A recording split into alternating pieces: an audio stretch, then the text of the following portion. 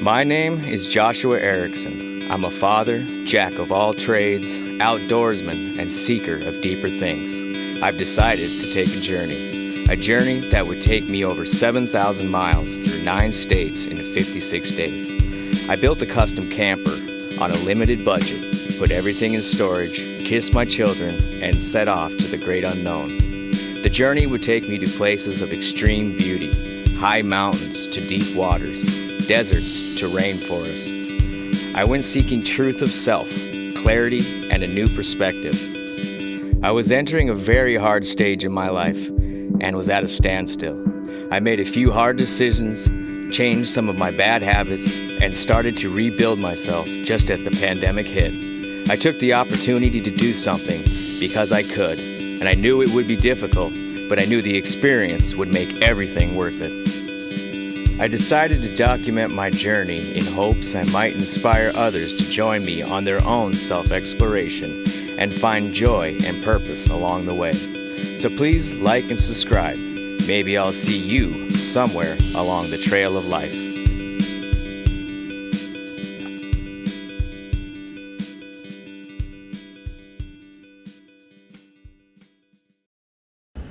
Good morning, world. So I am in California. I found a campsite. Luckily it was unmanned, so I didn't have to pay. But been cold the last few mornings, which is okay with me because I am headed towards Reno, and I know it's going to be hot there. But I kind of messed up. I should have stayed on the coast. I know I already talked about this, stopping in Klamath Falls, thinking it was going to be an adventure, but so I'm debating on whether to head toward the coast or not. It all depends on my time frame. On this schedule, I'll be home in about 5 days. Which, now that I say that out loud, is probably pretty good. Good. I'm glad we talked about this. So anyway, I was doing a little reflecting last night and writing in my journal, and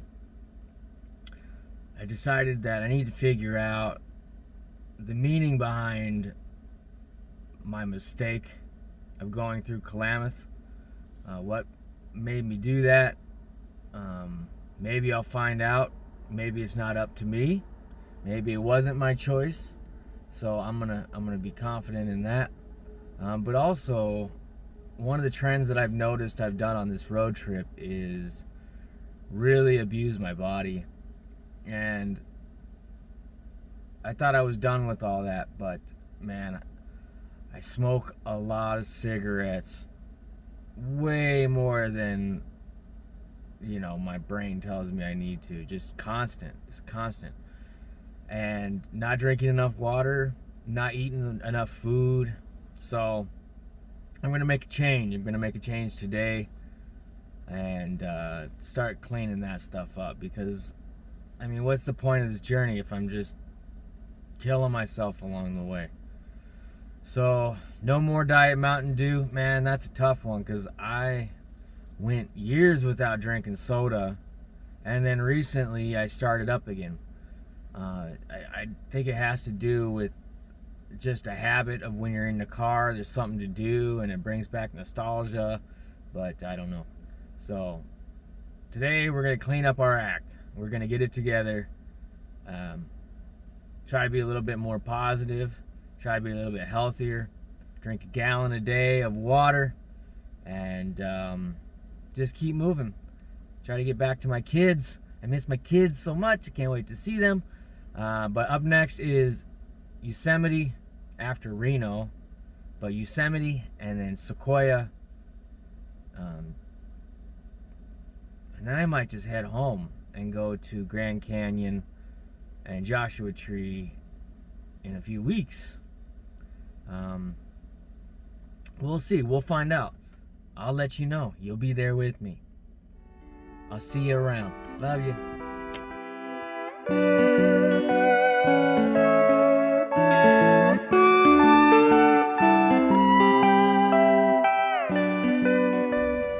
So I made it to Reno. Not too many issues on the road. Kind of nice. Not a lot to look at though. It's pretty bleak. Definitely in the desert again. High desert.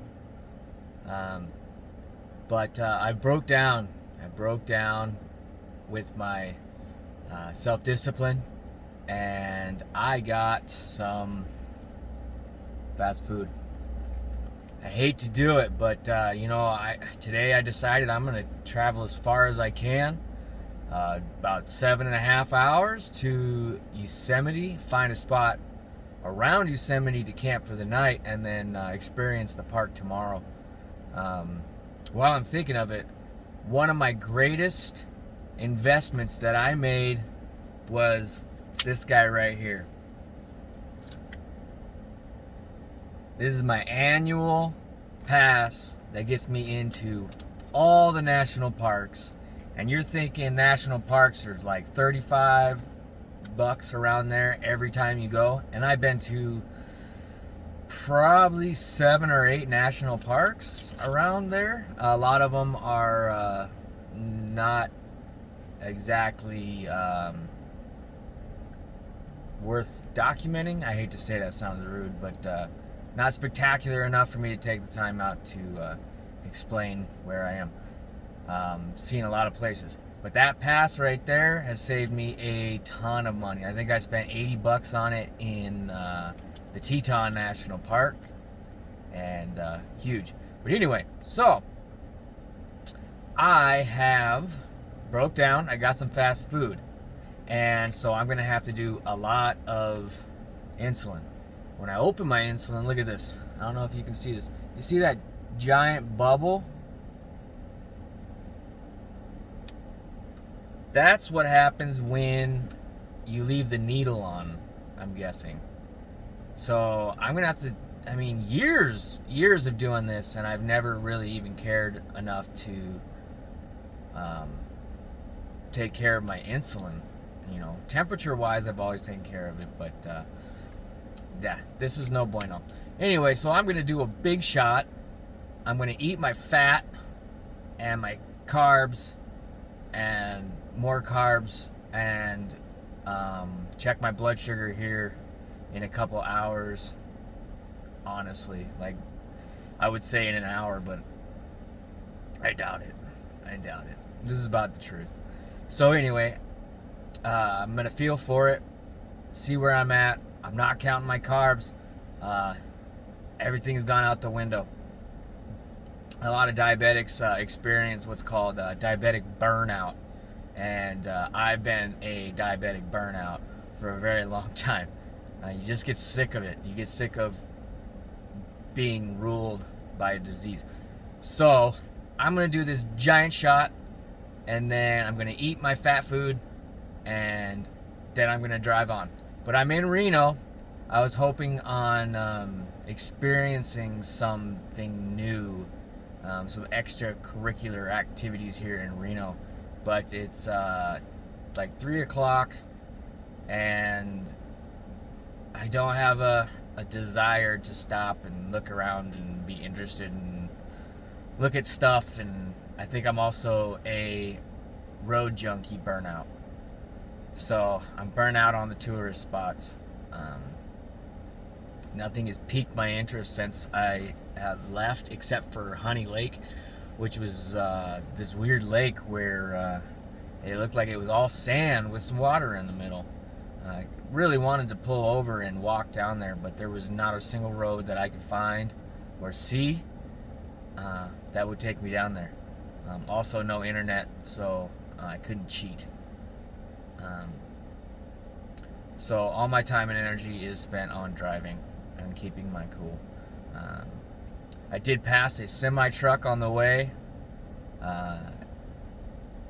and a car popped up over a hidden hill and scared the life out of me.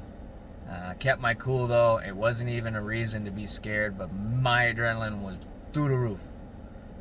My heart was pumping to that point, when your adrenaline gets so strong that it's uncomfortable. It was there. So I don't like passing vehicles on unknown roads, but sometimes you got to do it. Sometimes you got to get by.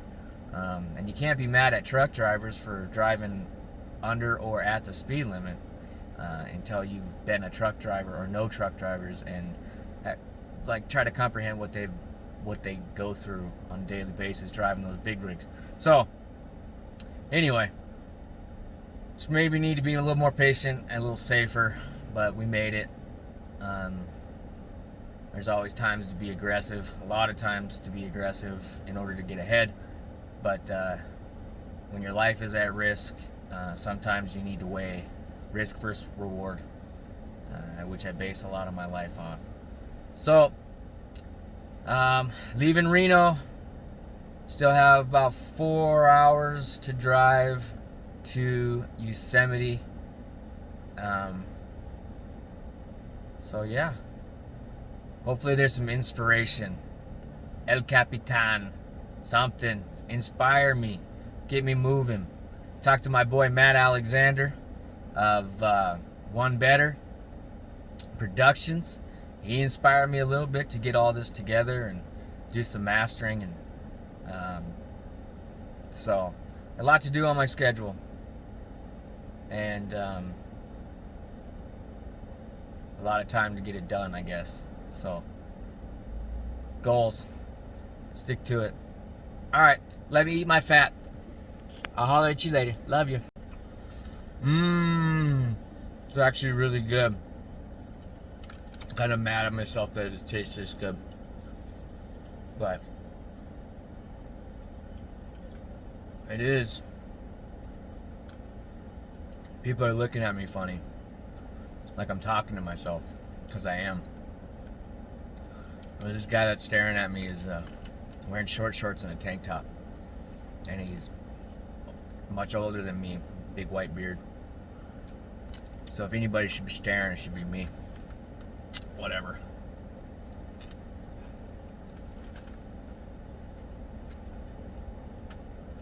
So the thing that brought up my insulin concerns is that when my insulin runs out or is getting low, I have to go back to Arizona because I'm not dealing with the Park City insurance issue again. So my blood sugar gets low, it determines on my trip, which is BS. I hate it. But anyway, nah. Here's the other thing about insulin. So there's no way I can eat all this burger. Now if I were to do a shot to cover the carbs on the burger and the French fries, and then I don't eat all the burger or any of the French fries, I'm screwed. See how that works? It's always something. Always something. Anyway, love you.